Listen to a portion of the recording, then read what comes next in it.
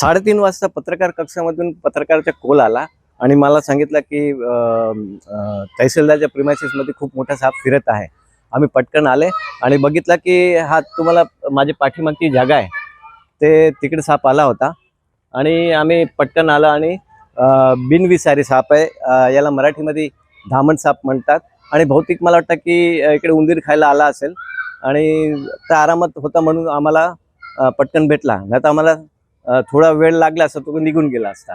आम्ही जंगलात जाऊन सोडून देतात।